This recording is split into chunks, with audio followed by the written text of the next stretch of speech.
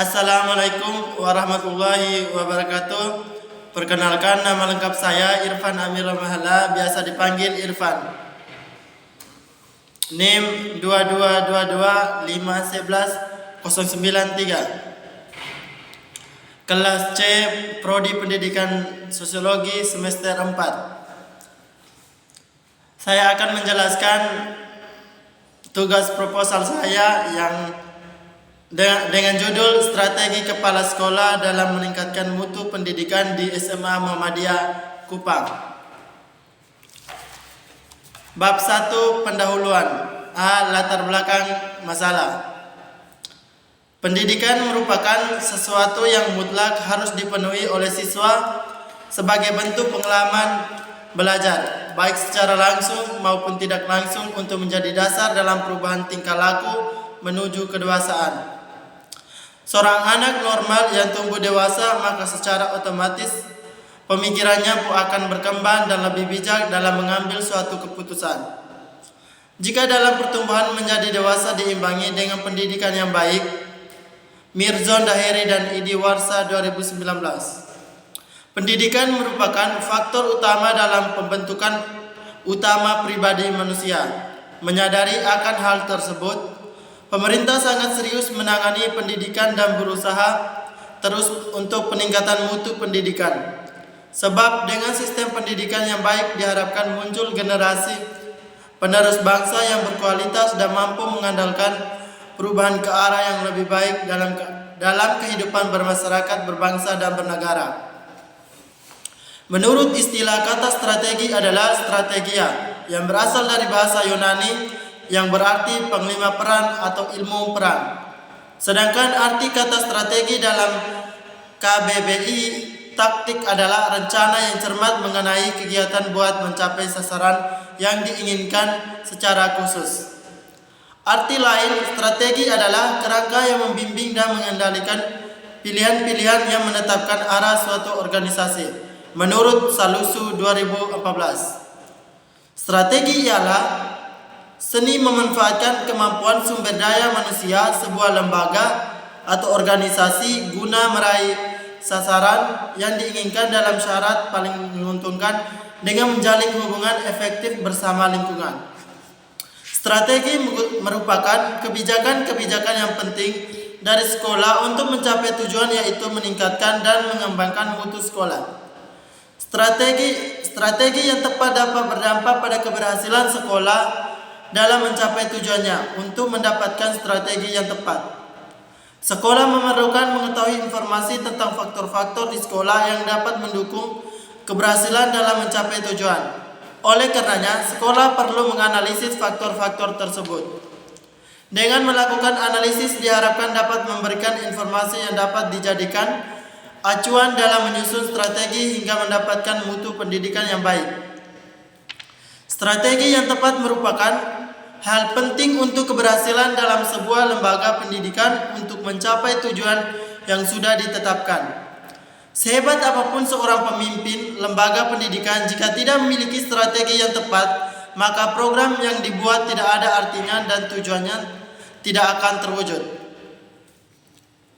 Peningkatan kualitas mutu pendidikan sebagai salah satu prinsip dari strategi pembangunan pendidikan nasional didasarkan pada visi misi sistem pendidikan yang strategis. Visi strategis sistem pendidikan dan pelatihan kita harus merangkum beberapa hal, terutama dalam penyusunan strategi pengembangan sumber daya manusia untuk mengidentifikasi kekuatan-kekuatan global di masa yang akan datang. Keberhasilan suatu pendidikan sangat bergantung pada kepemimpinan kepala sekolah. Karena kepala sekolah sebagai pemimpin di lembaganya, maka dia harus membawa lembaga ke arah tercapainya tujuan yang telah ditetapkan. Dia harus mampu melihat adanya perubahan serta mampu melihat masa depan dalam kehidupan globalisasi yang lebih baik. Untuk mewujudkan pendidikan yang bermutu diperlukan seseorang pemimpin yang memiliki mental kuat maupun mengatasi berbagai masalah dan rintangan, serta berani melakukan inovasi-inovasi pendidikan. Berdasarkan hasil observasi awal di lapangan, terdapat masalah yang terjadi, yaitu yang pertama, kepala sekolah kurang memberikan bimbingan dalam membagi wewenang dan tanggung jawab. Yang kedua, sarana dan prasarana kurang memadai. Yang ketiga, kurangnya monitoring dan controlling. Tindakan yang harus dilakukan kepala sekolah untuk mengatasi masalah tersebut adalah kepala sekolah melakukan strategi sebagai manajer di sekolah.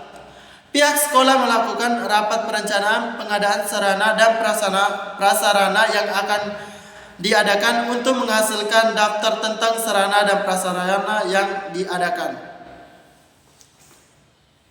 Melaksanakan program yang telah disusun secara bersama, mengontrol dan mengevaluasi pelaksanaan program sekolah untuk meningkatkan mutu pendidikan. Bab 2, tinjauan pustaka. A. Strategi kepala sekolah dalam meningkatkan mutu pendidikan. Strategi kepala sekolah dalam menciptakan sesuatu yang ingin mencapai meliputi teknik yang tersusun dan prosedur yang dijalankan dengan cara yang sangat terkoordinasi membuat pencapaian tujuan jauh lebih cepat, termasuk membina sekolah menggunakan kerangka administrasi yang sempurna dengan membuat program pendidikan dan mempelajari langkah-langkah dewan, membangun batas sekolah, mengembangkan lebih lanjut pelaksanaan sekolah, persiapan organisasi untuk melibatkan sekolah untuk memiliki kerangka administrasi yang layak, mahir, mudah beradaptasi, menarik, dan dinamis.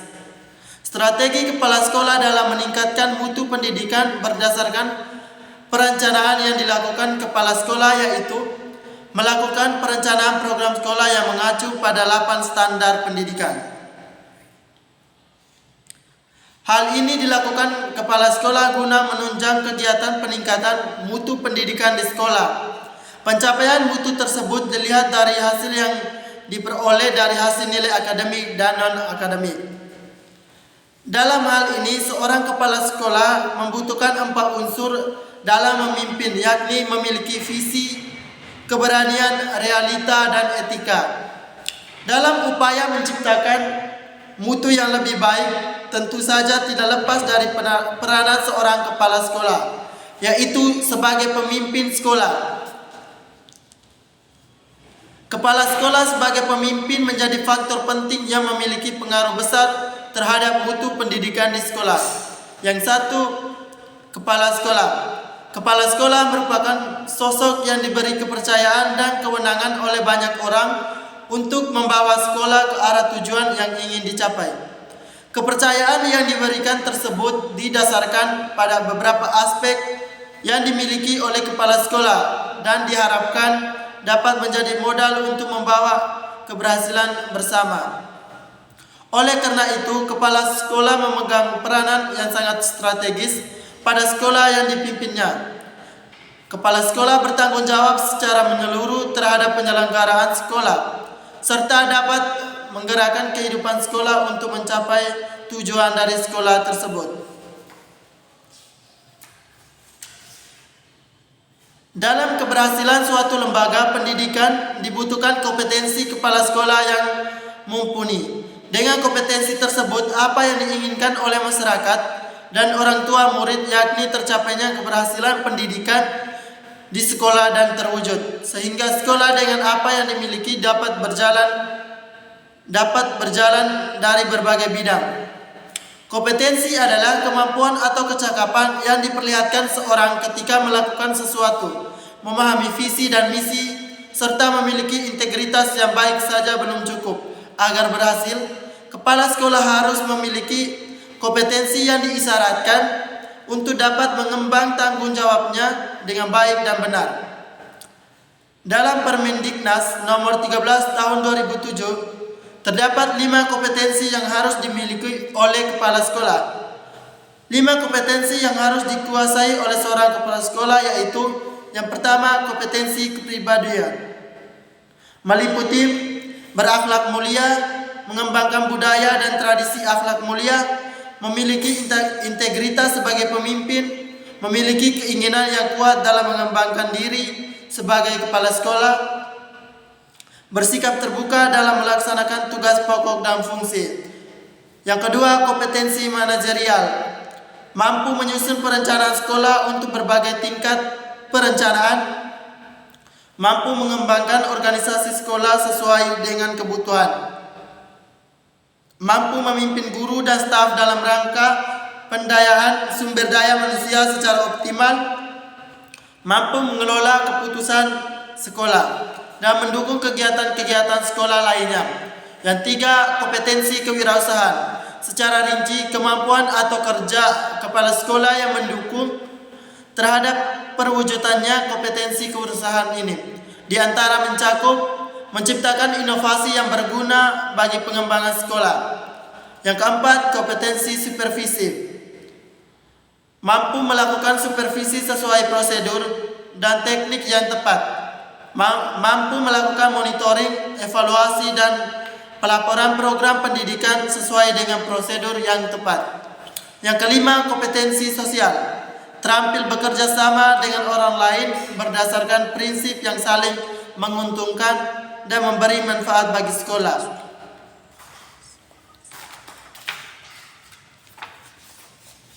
Yang kedua, strategi kepala sekolah. Secara umum, strategi adalah proses penentuan rencana para pemimpin puncak yang berfokus pada tujuan jangka panjang organisasi. Sedangkan secara khusus, strategi merupakan tindakan yang bersifat ingeremental atau senantiasa meningkat dan terus-menerus, serta dilakukan berdasarkan sudut pandang tentang apa yang terus-menerus, serta dilakukan berdasarkan sudut pandang tentang apa yang diharapkan oleh pelanggan di masa depan. Strategi adalah proses mempersiapkan, mengimplementasikan, dan meninjau langkah-langkah proses untuk mencapai tujuan organisasi di masa depan. Maka strategi melibatkan partisipasi semua komponen organisasi dan menentukan strategi untuk diterapkan dan dijalankan.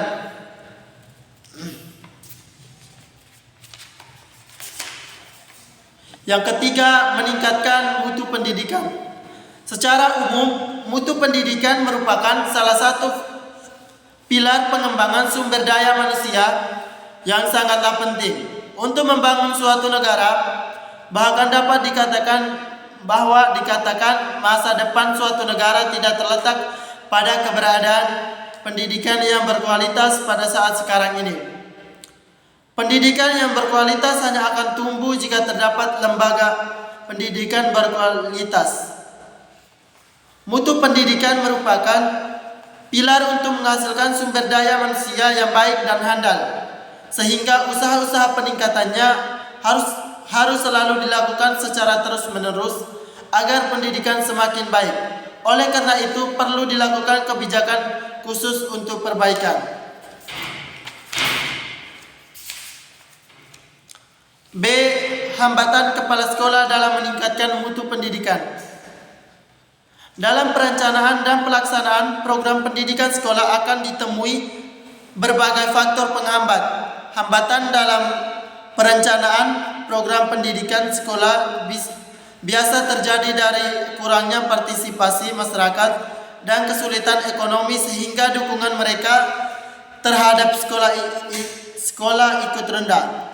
Hambatan kepala sekolah yang sering dihadapi kepala sekolah dalam melaksanakan program pendidikan sekolah yaitu relevansi pendidikan, yang merupakan salah satu masalah pendidikan yang perlu penyesuaian dan peningkatan materi program pendidikan agar secara lentur bergerak cepat sejalan tuntunan dunia kerja serta tuntunan kehidupan masyarakat yang berubah secara terus-menerus.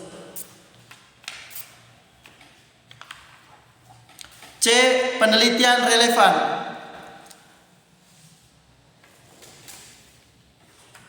Hasil penelitian yang relevan dengan penelitian yang sedang dilakukan adalah: yang pertama, penelitian yang dilakukan Indawati tahun 2018 dengan judul Strategi Kepala Sekolah dalam Pengembangan Kompetensi menunjukkan bahwa langkah-langkah dalam mengembangkan kompetensi profesional guru untuk meningkatkan mutu pendidikan terbagi ke dalam strategi formal, yaitu Guru ditugaskan oleh lembaga untuk mengikuti pendidikan dan latihan. Yang kedua, penelitian yang dilakukan oleh Hartati Mukhtar dengan judul penerapan nilai atletik dalam upaya peningkatan mutu pendidikan, menunjukkan bahwa mutu pendidikan secara nasional pada dasarnya adalah cerminan dari hasil belajar setiap siswa. D. Kerangka berpikir.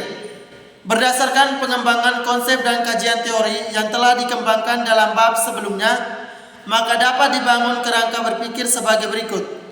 Bahwasanya dalam berlangsungnya peningkatan mutu pendidikan dibutuhkan kepala sekolah sebagai orang yang bertanggung jawab di sekolah. Kepala sekolah berkewajiban untuk berusaha agar potensi-potensi yang dimiliki lembaganya sedapat mungkin bisa dimanfaatkan dengan sebaik-baiknya dalam rangka mencapai tujuan yang diharapkan. Oleh karena itu, strategi kepala sekolah menjadi bagian penting dan utama dalam meningkatkan mutu pendidikan di sekolahnya. Untuk meningkatkan mutu pendidikan di setiap institusi pendidikan memerlukan pemimpin yang memiliki strategi jitu dan komitmen bersama di antara seluruh konsumen pendidikan, baik konsumen dari dalam maupun konsumen dari luar. Bab 3. Metode penelitian. A. Jenis penelitian. Jenis penelitian yang digunakan adalah jenis penelitian kualitatif. Penelitian kualitatif adalah sebuah tindakan yang mempelajari mengenai bentuk dan aktivitas, karakter, hubungan perubahan, perbedaan dan kesamaan dengan suatu fenomena lainnya. Berikut menurut Sugiono 2018, penelitian kualitatif adalah metode penelitian yang digunakan untuk meneliti pada kondisi objek alamiah di mana peneliti sebagai instrumen kunci. Penelitian kualitatif bertujuan untuk menjelaskan suatu fenomena dengan sedalam-dalamnya dengan cara mengumpulkan data yang sedalam-dalamnya pula, yang menunjukkan pentingnya kedalaman dan detail suatu data yang diteliti. Menurut Iman Gunawan 2013, penelitian kualitatif adalah jenis penelitian yang temuan-temuannya tidak diperoleh melalui prosedur statistik atau bentuk hitungan lainnya. Dalam penelitian kualitatif, metode yang biasa digunakan adalah wawancara, pengamatan dan observasi dan dokumentasi. B. Tempat dan waktu penelitian. 1. Tempat penelitian. Penelitian ini dilaksanakan di SMA Muhammadiyah Kupang dengan dasar mempertimbangkan memilih lokasi ini karena strategi kepala sekolah kurang memperdayakan guru dan kurangnya monitoring dan evaluasi. Maka dari itu, peneliti tertarik untuk melakukan penelitian. Yang kedua, waktu penelitian.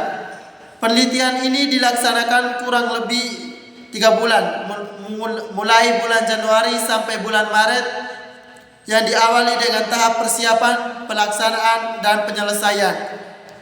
Gantt chart terlampir. C. Subjek penelitian.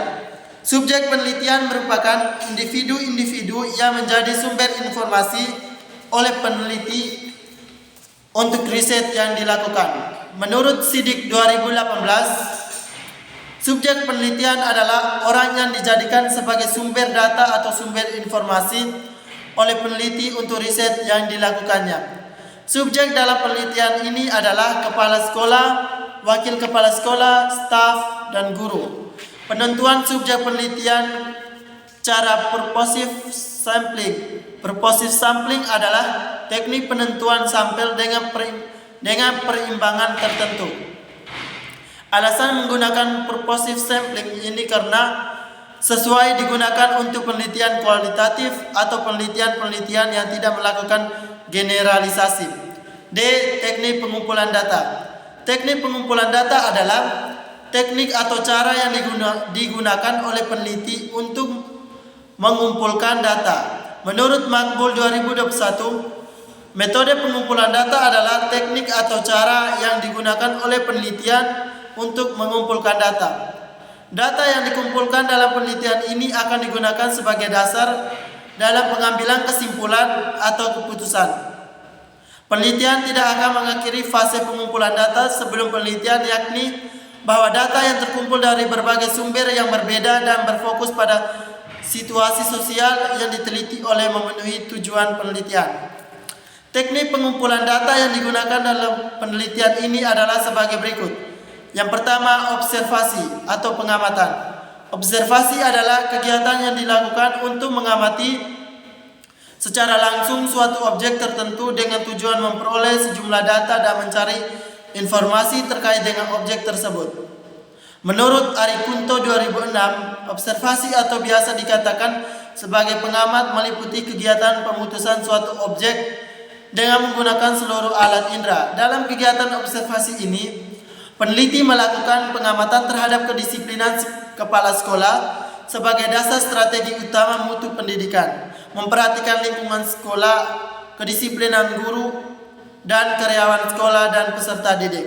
Yang kedua, wawancara. Wawancara percakapan antara dua orang atau lebih yang berlangsung antara narasumber dan pewawancara. Tujuan dari wawancara adalah untuk mendapatkan informasi yang tepat dari narasumber yang terpercaya.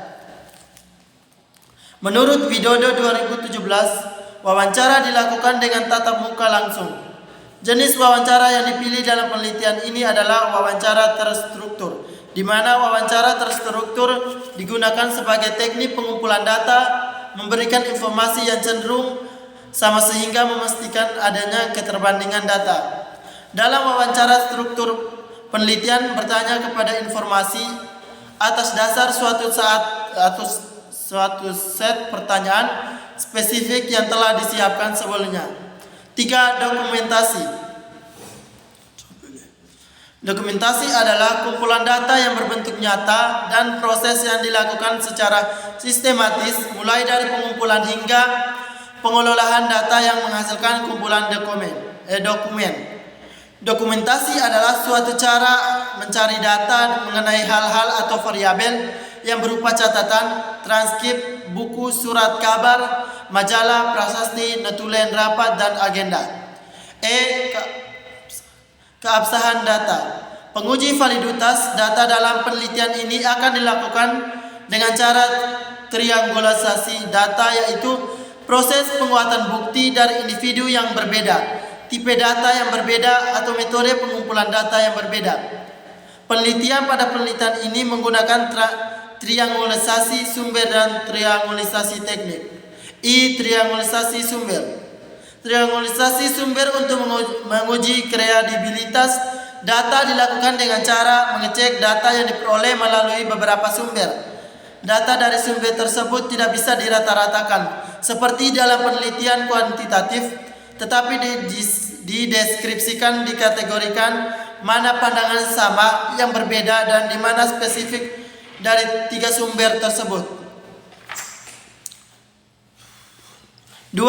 Triangulasi teknik. Triangulasi teknik untuk menguji kredibilitas data dilakukan dengan cara mengecek dan sumber yang sama dengan teknik yang berbeda. Teknik analisis data. Dalam penelitian kualitatif, proses analisis data berlangsung sebelum peneliti turun ke lapangan dan setelah di lapangan. Analisis data merupakan bagian dari proses pengujian dan setelah dilakukannya terhadap pengumpulan data observasi, wawancara, dokumentasi, penelitian yang tentunya disesuaikan dengan tujuan dari riset yang dilakukan.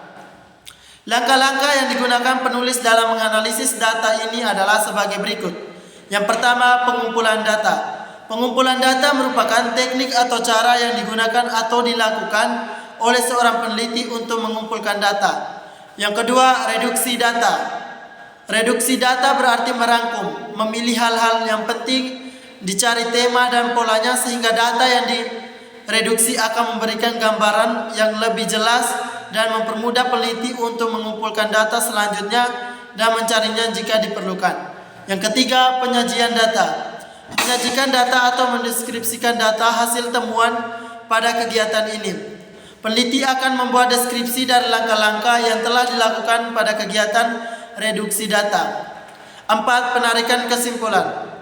Pada kegiatan ini, deskripsi yang telah dibuat pada penyajian data tersebut kemudian dapat ditarik sesuai kesimpulan dari hasil pelaksanaan rencana tindakan yang telah dilakukan. maka peneliti dapat menarik kesimpulan berdasarkan data-data yang telah diperoleh sebelumnya. Teknik analisis data. Ada beberapa macam-macam teknik analisis data. Yang pertama, pengumpulan data. Yang kedua, reduksi data. 3, penyajian data. 4, penarikan kesimpulan. Baik, sekian dari presentasi proposal saya. Saya akhiri. Wassalamualaikum warahmatullahi wabarakatuh.